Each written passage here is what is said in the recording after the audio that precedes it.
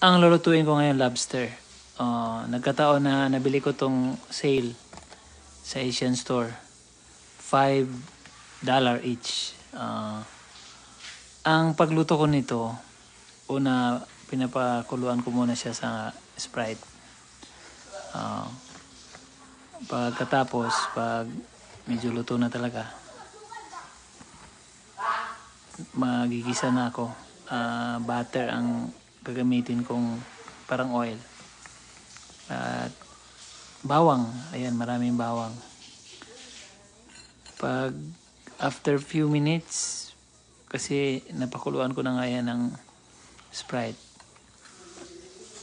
papasok na yung butter doon sa laman at magkalasa.